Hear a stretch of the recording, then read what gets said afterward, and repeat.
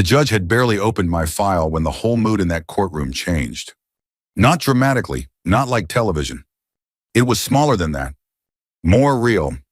He stopped turning pages. That was the first thing. Then he leaned back slowly in his chair and adjusted his glasses while rain tapped softly against the courthouse windows behind him.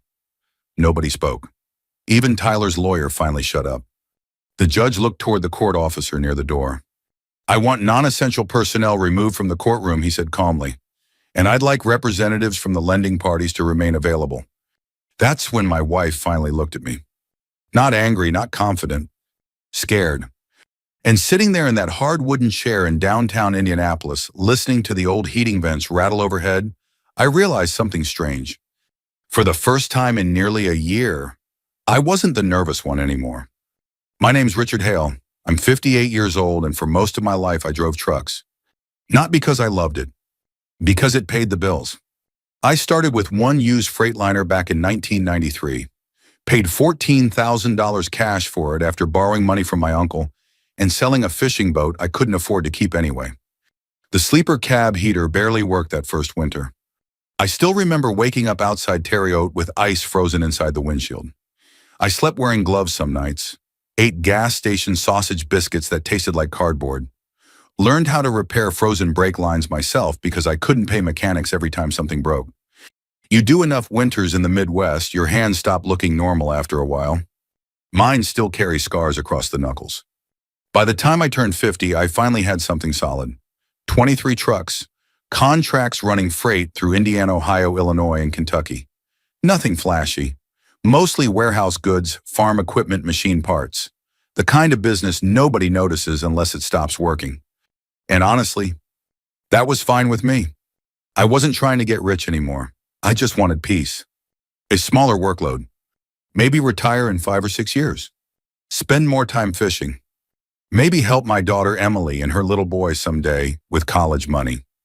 That was the plan anyway. Then Tyler happened. Now technically, Tyler wasn't my son.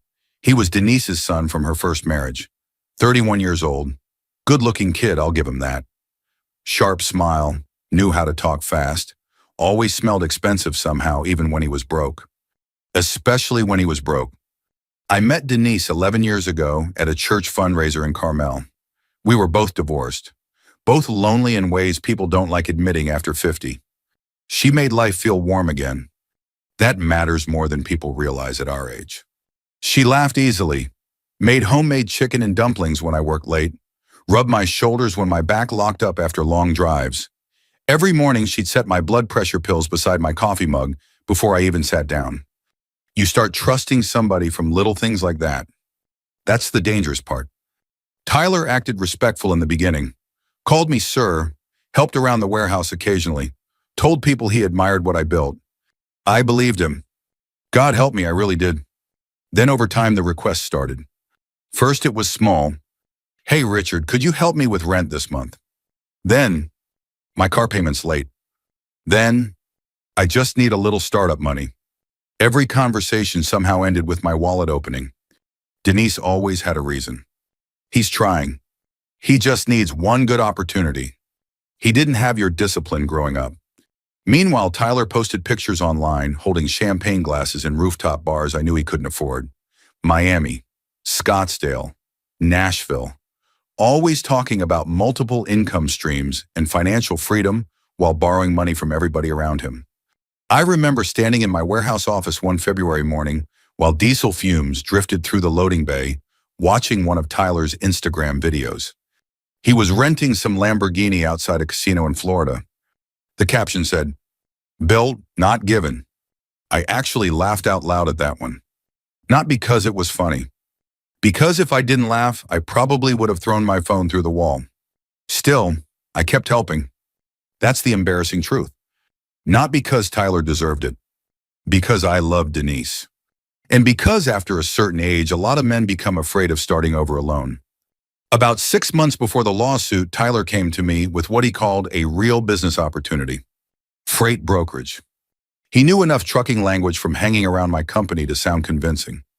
He said he had investors lined up. Said he just needed help getting contracts moving. One night, Denise brought me coffee and peach pie, while Tyler spread papers across the kitchen table. Mostly routine paperwork, Tyler said casually. I should have read every page carefully. Instead, I skimmed. Signed a few things. Trusted family. Big mistake. A month later, collection calls started hitting my office line. At first, I thought it was some billing error. Then a lender from Cleveland called asking why I defaulted on a commercial obligation worth over $700,000. I nearly dropped the phone. What obligation? That's when everything began unraveling. Loans. Guarantees. LLCs connected to my company name. And somehow, my signatures attached to documents I'd never seen in my life. When I confronted Tyler, he got defensive immediately. You signed the paperwork. No, I told him. I signed support documents. Denise stepped between us before it escalated. He's under pressure, she said quietly. Pressure. Funny word for fraud. After I refused to pay the debt, the lawsuit came fast.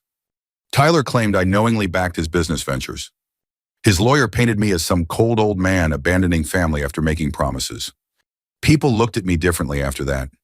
Even a few drivers at the yard started whispering. And through all of it, Denise stayed beside her son. Not loudly. That would have been easier. No, she did it quietly. Like she'd already chosen him long before I realized I was losing. Which brings me back to that courtroom. Tyler sat across from me wearing a Navy suit that probably cost more than my first truck payment. He looked confident when the hearing started. But confidence changes fast when truth enters the room. The judge flipped another page in my folder slowly. Then another. Tyler stopped smiling, and Denise finally raised her eyes toward me. I'll never forget that look for the rest of my life, because in that moment, she knew I had found everything. Looking back now, I think the hardest part wasn't losing money. It was realizing how gradually people can train you to ignore your own instincts. Nobody wakes up one morning and says, you know what, I'd love to become an ATM for my family. It happens little by little. One favor at a time. One excuse at a time. One guilt trip wrapped in love. That first year with Denise felt normal, peaceful even. We'd sit on the back porch after dinner, listening to cicadas while she drank sweet tea, and I rested my knees after long drives. She'd ask about my routes. I'd ask about her day at the insurance office in Carmel. Simple stuff. The kind of life I thought I wanted after my first marriage fell apart. I'd already spent years alone by then. Microwave dinners, empty house, television talking to itself in the background while I fell asleep in a recliner. People don't understand how quiet life can get after 50, especially for men. So when Denise came along with her warm laugh and little routines, I held on to that harder than I probably should have. And Tyler knew it. I don't think he planned everything from the beginning. Honestly, I don't. At first, he just acted like a guy trying to figure his life out. He helped around the warehouse occasionally, rode along on deliveries once or twice, talked big about wanting to build something of his own. But there was always another problem. Always another emergency. One night he called around 11. Richard, I'm stranded outside Bloomington. Transmission shot. Another time, my rent check bounced. Then, I can pay you back Friday, I swear. Friday never came. Denise always defended him in the softest voice imaginable. That was her superpower. She never yelled, never demanded. She'd just stand there in the kitchen drying dishes slowly while saying things like, he's embarrassed already. Or, you know how proud he is. Meanwhile, I'm standing there after 14 hours at the yard with grease on my sleeves, handing over another check because I didn't want tension in the house. Funny thing is, older men will tolerate a lot just to keep peace at home. More than we admit, especially after divorce. I remember one night clear as day. Late October. Cold rain outside. I walked into the kitchen around 10:30 after dealing with a breakdown near Terre Haute all evening. Denise had left a plate in the microwave for me. Meatloaf. Mashed potatoes. Still warm. She sat at the kitchen table wearing one of my old sweatshirts while Tyler paced around holding his phone. Bad timing, Tyler muttered. That sentence alone usually meant money. Turns out he owed nearly 12 grand on sports betting apps. $12,000. On football games. I stared at him across the kitchen island, wondering how a grown man could destroy money that fast. I can't keep doing this, I said quietly. Tyler rolled his eyes immediately. You act like I'm asking for $1 million. No, I said. You're asking like it's normal.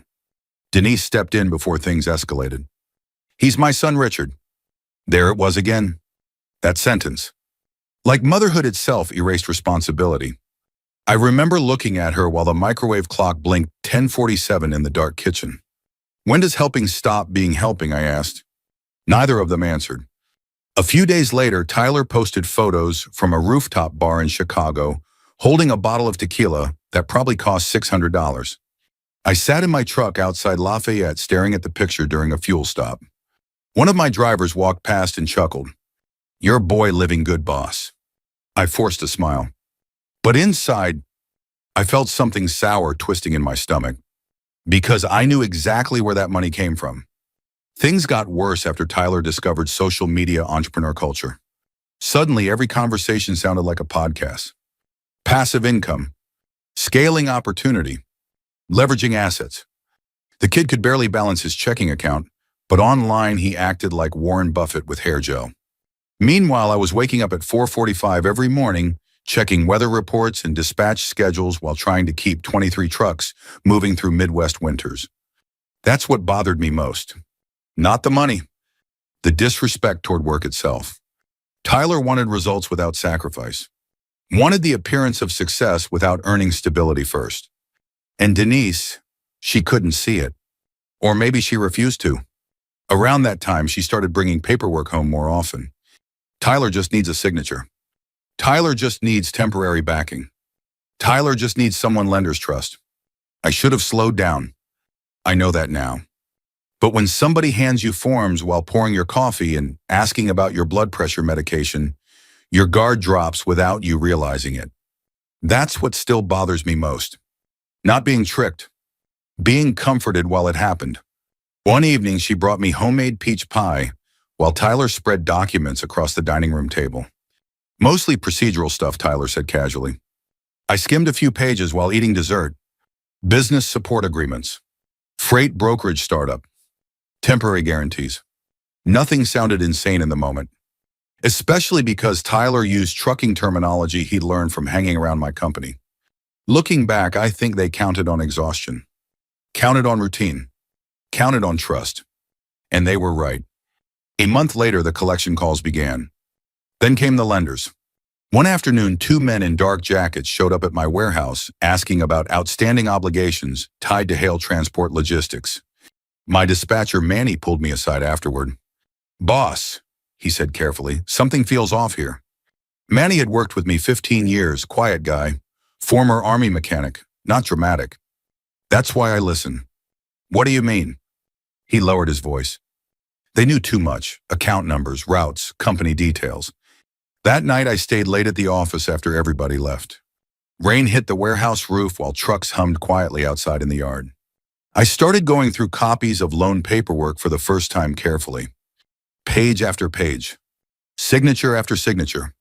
Then I found one that made my chest tighten. At first glance, it looked exactly like mine. But something felt wrong. Too smooth. Too perfect. See, after 30 years signing freight documents and truck stops, warehouses freezing loading docks, your signature gets sloppy in places, small inconsistencies, pressure marks. This signature looked practiced. Like somebody studied it.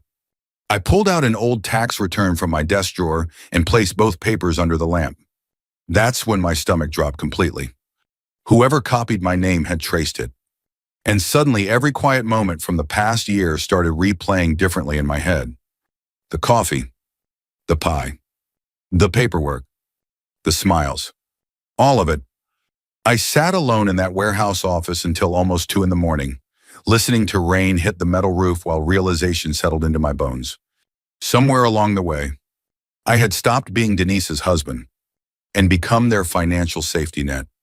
I didn't sleep that night. Not really. I sat in my warehouse office until almost dawn, staring at those signatures, while trucks idled outside waiting for morning dispatch. Every few minutes, I'd convince myself there had to be some explanation. Maybe Tyler copied paperwork wrong. Maybe Denise didn't understand what she signed. Maybe I was overreacting. Funny how your brain fights the truth when your heart isn't ready for it. By 6 a.m, I drove home in freezing rain with a headache pounding behind my eyes. Denise was already awake in the kitchen, wearing slippers and one of those oversized cardigans she liked in winter. She smiled when I walked in. Long night. That smile almost broke me. I looked at her standing there making coffee like nothing in the world was wrong, and for one dangerous second I nearly shoved the papers across the counter and demanded answers. But I didn't. Something told me not to. Maybe instinct. Maybe fear. Instead, I nodded and said transmission issue outside Terry Oat. She walked over and kissed my cheek. I made eggs. I remember thinking, how can somebody look this normal while my entire life is coming apart? That morning, I started investigating quietly. Not dramatic detective stuff, real-life middle-aged man investigation. Phone calls. Records offices. Long waits in uncomfortable chairs under fluorescent lights. I drove downtown to the Indiana Secretary of State office first, then the county recorder's office after lunch. Spent hours pulling business filings connected to Tyler's freight brokerage company. The deeper I looked, the worse it got. LLCs I'd never heard of. Financial guarantees linked to my trucking company. Loan authorizations carrying my name. One filing listed my warehouse property as collateral. That nearly made me dizzy. I walked outside into 38-degree rain and just stood there beside a parking meter, breathing hard. 30 years. 30 years building something carefully, and this kid nearly tied it to fraudulent loans in under 6 months. I called an old friend that afternoon. Janice Miller, retired trucking compliance officer. Smartest paperwork person I ever met. We'd worked together years earlier during a Department of Transportation audit that nearly buried half the small carriers in Indiana. Janice could spot inconsistencies faster than most attorneys. When I explained things, she got very quiet. Then she said, "Bring me everything." I drove to her condo in Greenwood, carrying 2 banker boxes full of records. She spent nearly 4 hours reviewing documents at her dining room table, while old jazz music played softly in the background. Every now and then she'd sigh or shake her head. That scared me more than yelling would have. Finally, she removed her glasses and looked straight at me. "Richard, these aren't mistakes." I already knew that. Still hurt hearing it out loud. Then she slid several papers across the table. "Look here. Witness signatures. Notary acknowledgments. Verification confirmations." And there it was. Denise's signature. Again. And again. And again. 4 separate loan packets. My wife had signed as witness on documents connected to loans I never approved. I actually felt cold sitting there. Not angry at first. Cold. Like somebody opened a door inside my chest during winter. Janice asked softly, did she know what these were? I stared at Denise's handwriting for a long moment before answering. "She's not stupid." That sentence sat heavily between us. I left Janice's place around sunset and drove west on I-70 with no radio on. Just road noise and windshield wipers. At some point, I pulled into a pilot truck stop near Plainfield because my hands wouldn't stop shaking. I sat alone in the diner section drinking terrible coffee while drivers came and went around me. Nobody noticed me, which was good, because I think I looked close to falling apart. Across the room, 2 younger truckers laughed about football while a waitress refilled coffee cups. Normal life kept moving while mine felt like it had been shoved off a cliff. I kept thinking about Denise signing those papers. Not Tyler. Her. Tyler, I understood. Selfish people exist everywhere. But Denise knew what 30 years of work looked like. She saw the missed holidays. The surgeries I delayed because freight contracts had to be covered. The winters I came home barely able to straighten my back. She knew what that company cost me, and she still helped put it at risk. That was the part I couldn't make peace with. I sat there so long the waitress finally asked if I wanted pie. I almost laughed. Not tonight. Around 9 that evening, Janice called again. "Richard, there's more." Those 4 words aged me 5 years immediately. Turns out one of Tyler's lenders was already connected to a federal investigation involving fake freight invoices and shell transportation companies. Commercial loan fraud, tax issues, identity misuse. The kind of stuff that drags innocent people into nightmares if their names appear on paperwork. "You need an attorney," Janice said flatly. "I can't afford some giant legal battle." "You can't afford not to." She was right. But honestly, the money wasn't even my biggest fear anymore. It was shame. People underestimate how powerful embarrassment becomes after 50. You start worrying about reputation more than ego. Neighbors talking, drivers whispering, your daughter hearing rumors. I remember sitting in my truck outside my warehouse afterward, staring at the dark loading bays. For a moment, just one moment, I considered paying the debt, selling trucks, draining retirement savings, ending the nightmare quietly. Maybe Denise would stay. Maybe life could go back to normal. Then my phone buzzed. Tyler had posted another video online. Designer sunglasses. Luxury hotel somewhere in Miami. Talking about building generational wealth. That phrase hit me like gasoline on fire. Generational wealth. I looked around my freezing warehouse lot at the trucks I'd spent decades paying off. The company I built while missing birthdays and funerals and sleep. And suddenly something inside me hardened. Because Tyler didn't build anything. He consumed things. Big difference. The next morning I met with a business attorney named Carl Bennett in Indianapolis. Older guy, calm voice, wore suspenders. After reviewing everything, he leaned back slowly. You understand this may move beyond civil court. I figured. You also understand your wife may have exposure here. That one hurt. I nodded anyway. Carl suggested he formally represent me, but I told him something strange. I need the judge to hear this from me. He studied me a second, then finally nodded. All right, he said, but we prepare carefully. For the next several weeks, I gathered everything. Fuel receipts, dispatch logs, GPS records, loan timelines, emails, business filings, motel timestamps.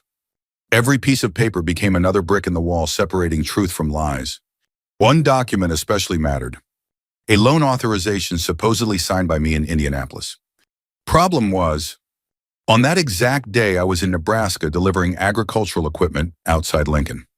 And unlike Tyler Trucker's document everything, DOT logs, fuel receipts, motel check-ins, timestamp dispatch records. The evidence didn't just prove I was innocent, it proved somebody assumed I'd never fight back. One night around midnight, I sat alone in my office organizing the final binder, while freezing rain hit the warehouse windows. 23 trucks sat quietly outside under yellow security lights. My entire life. Right there. And for the first time since this nightmare began, I stopped feeling afraid. I started feeling angry. The morning of the hearing, Indianapolis looked exactly how you'd expect in late February.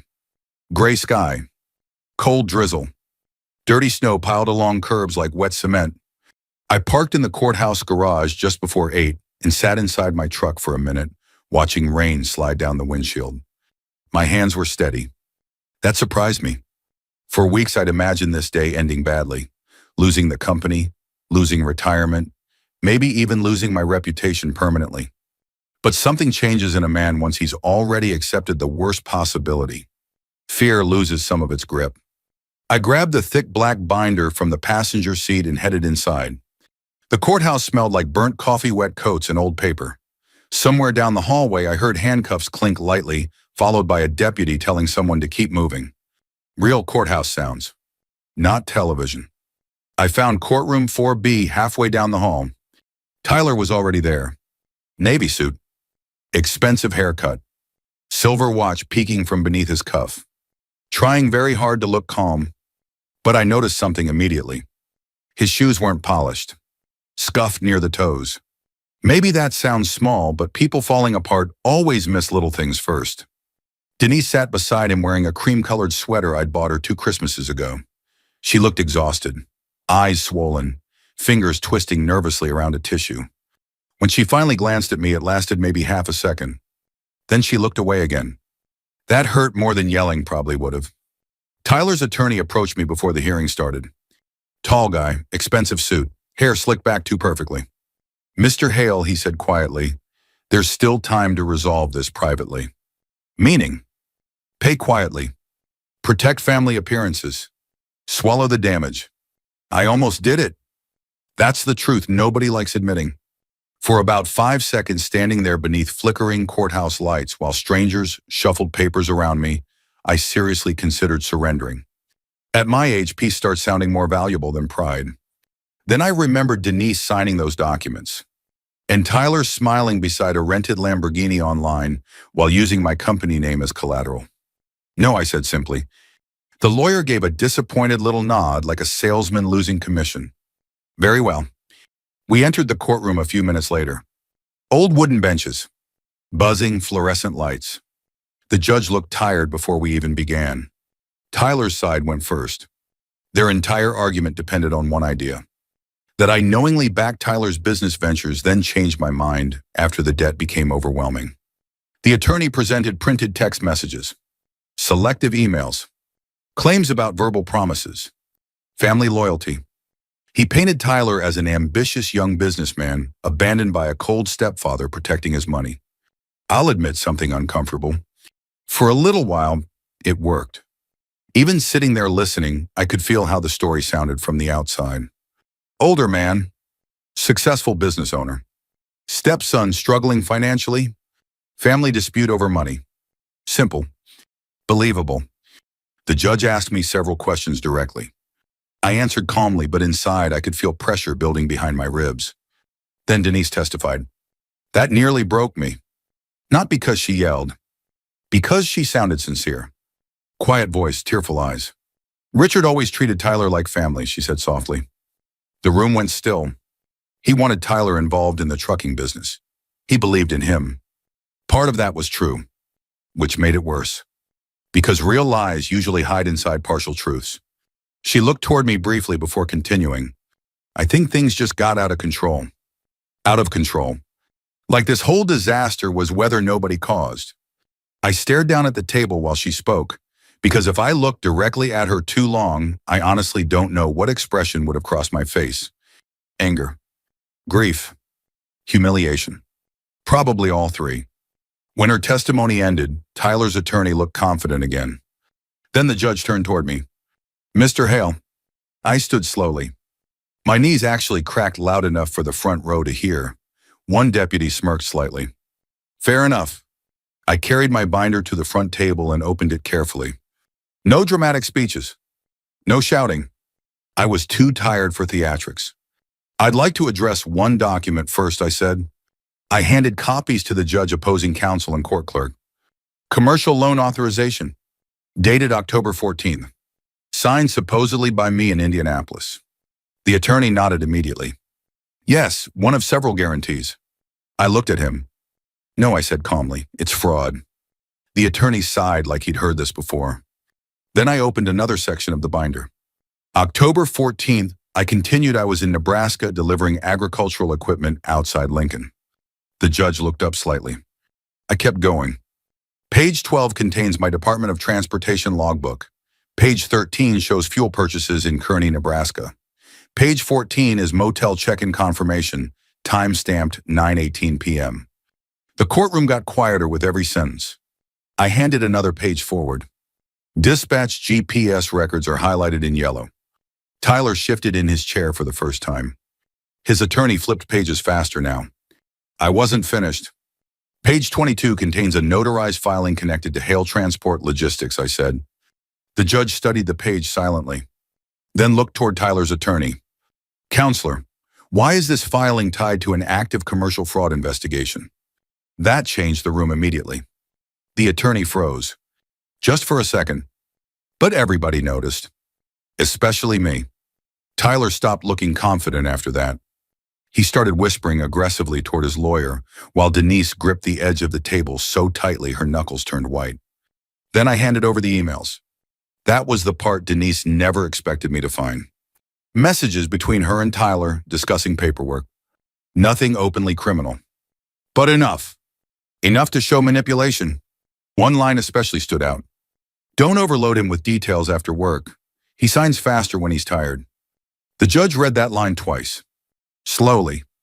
Nobody moved. Not even Tyler. Outside rain tapped softly against courthouse windows, while somebody coughed near the back row. The attorney tried recovering. Your Honor, these emails are being interpreted unfairly. The judge raised one hand. Silence. Then he removed his glasses carefully and looked down at the documents spread across his bench. I remember hearing the dry sound of paper sliding beneath his fingers. Small sound. But in that moment it felt heavier than shouting. Finally, he looked toward the court officer near the door. "I want non-essential personnel cleared from this courtroom," he said calmly.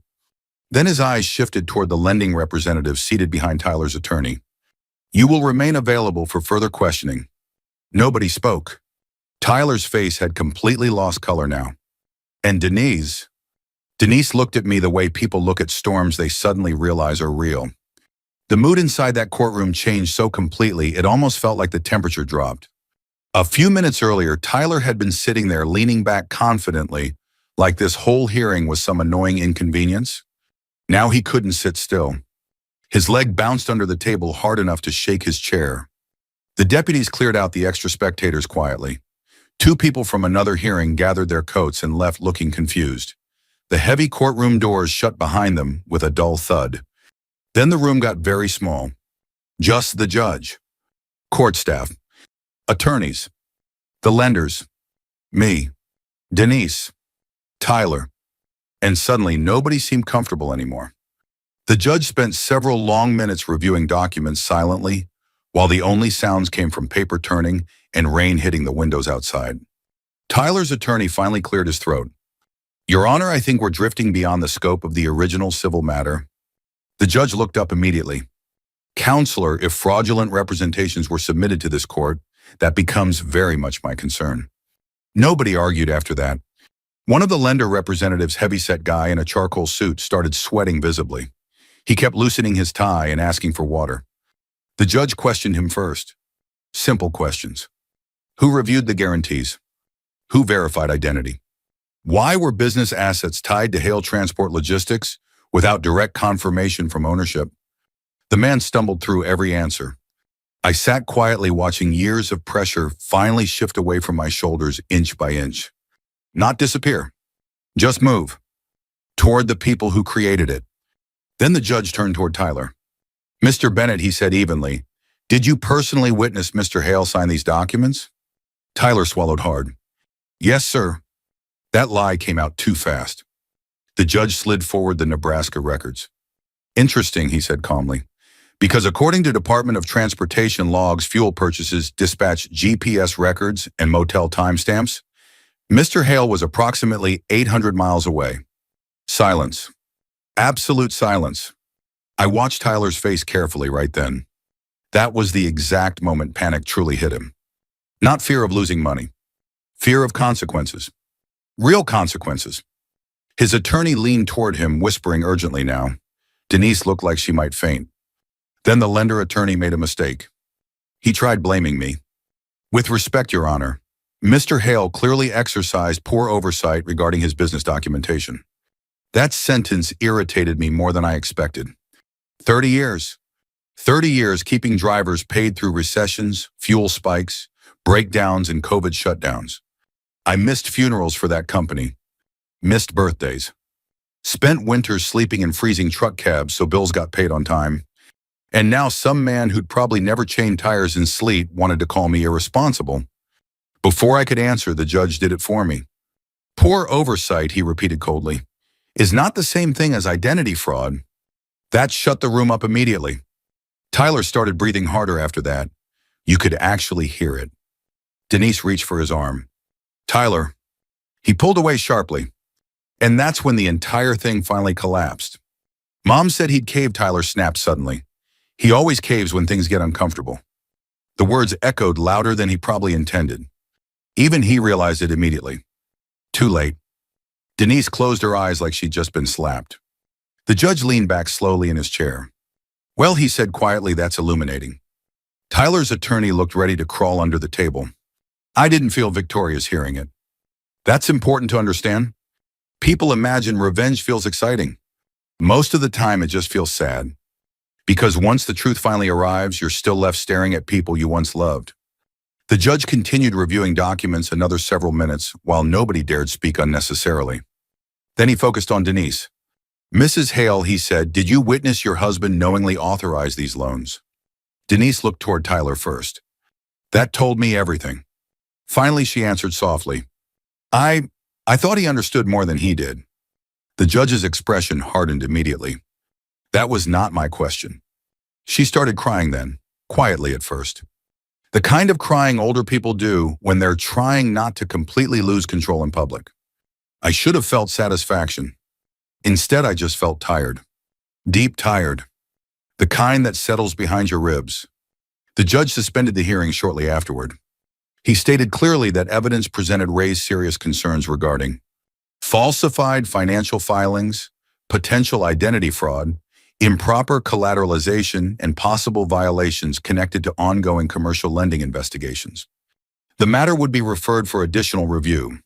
No dramatic arrests happen. Real life usually isn't that cinematic. Nobody got dragged out in handcuffs.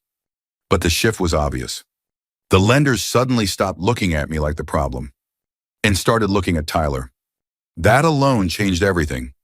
As court staff gathered documents, Tyler sat motionless, staring at the table. No confidence left. No entrepreneur swagger.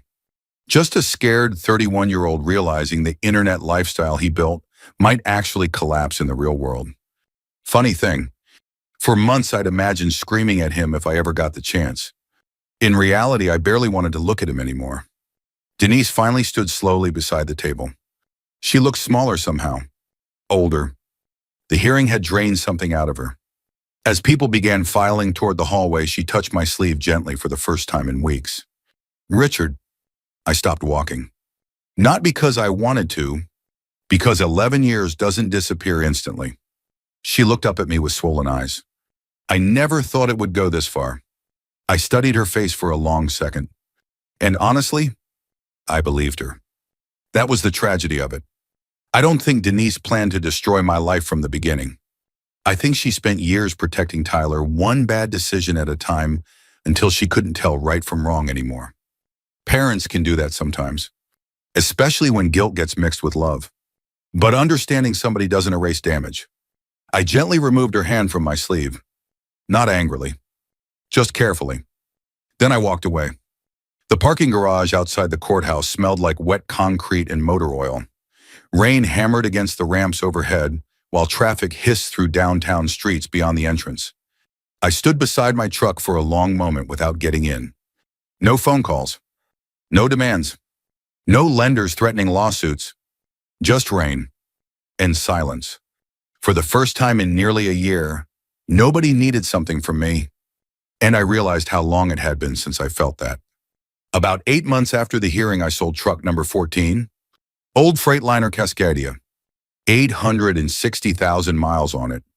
Transmission needed work again, and honestly, 10 years earlier, I probably would have rebuilt the thing myself just to keep another truck running. But by then, I was tired of fighting every battle. That's one thing nobody tells you about getting older. Peace starts becoming more valuable than expansion. More valuable than proving yourself. So I downsized. Sold 8 trucks total over that summer. Cut back routes. Kept only the contracts that actually made money instead of the ones that just kept me stressed and awake at night. A few drivers moved on. The loyal ones stayed. Manny stayed. That mattered to me more than he probably realized. I moved into a smaller place outside Plainfield not long after the divorce finalized. Nothing fancy. Small backyard, quiet neighborhood, a garage barely big enough for my fishing gear and tools. First night there felt strange. No television noise from another room. No footsteps upstairs. No tension either. Just silence. Funny thing about silence, it can feel lonely or peaceful depending on what you just escaped from. For me, it slowly became peaceful.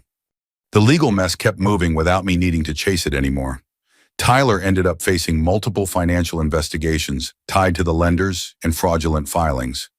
Last I heard, his attorneys were trying to negotiate charges down before trial. I didn't follow it closely.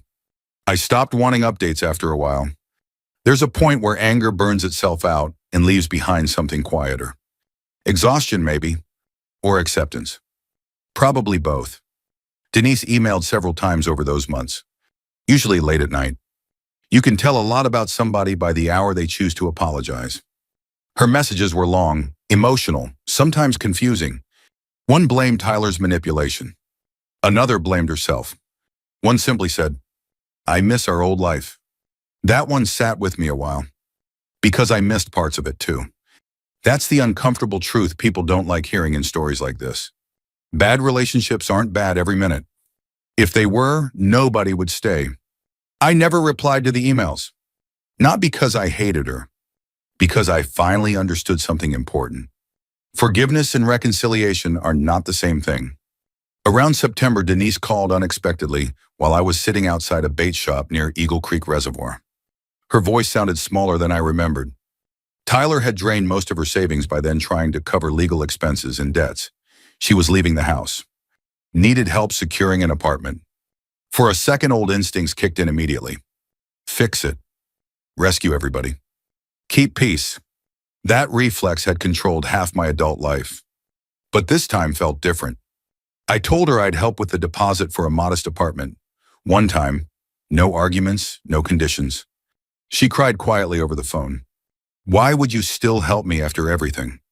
I remember staring out across the gray water before answering.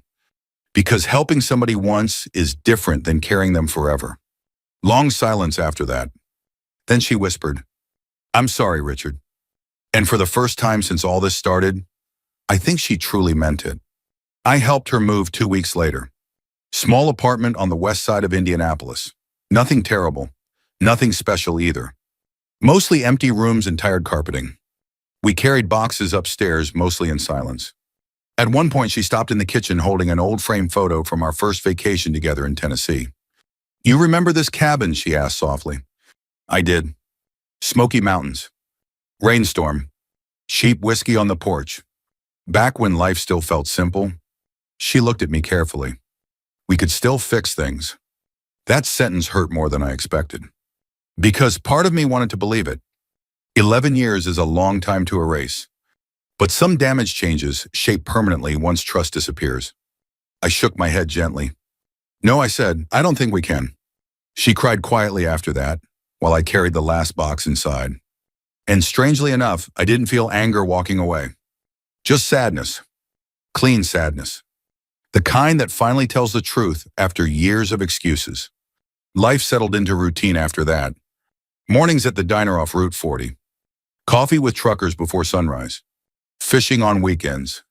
Less money coming in, maybe, but less pressure too. One October morning, a younger driver named Caleb sat across from me at breakfast, asking questions about financing equipment for his first independent route. Good kid, 27 maybe. Ambitious without being arrogant. I listened a while before telling him something I wish somebody had told me years earlier. Never mix guilt with money, I said. He frowned slightly. What do you mean? I stirred cream into my coffee slowly. If somebody makes you feel guilty for protecting what you worked your whole life to build, be careful. He nodded like he understood part of it. Maybe one day he will fully. That afternoon, I drove one of the older trucks west on I-70 just to clear my head. Windows cracked slightly. Cool autumn air. Country radio playing low through worn speakers. Fields stretched gold beneath the sunset, while semis rolled steadily across the interstate beside me. For the first time in years, I wasn't rushing toward another crisis. Wasn't trying to rescue somebody. Wasn't carrying people who refused to carry themselves. I thought about Tyler. About Denise. About all the moments I ignored my instincts because I was afraid of losing people. Truth is, some people don't leave because you stop helping them. They leave because helping them was the only thing keeping the relationship alive. That realization took me nearly 60 years to learn. As the sun dropped lower across the Indiana fields, I rested one hand on the steering wheel and listened to the steady hum of the engine beneath me. Same sound that carried me through most of my life.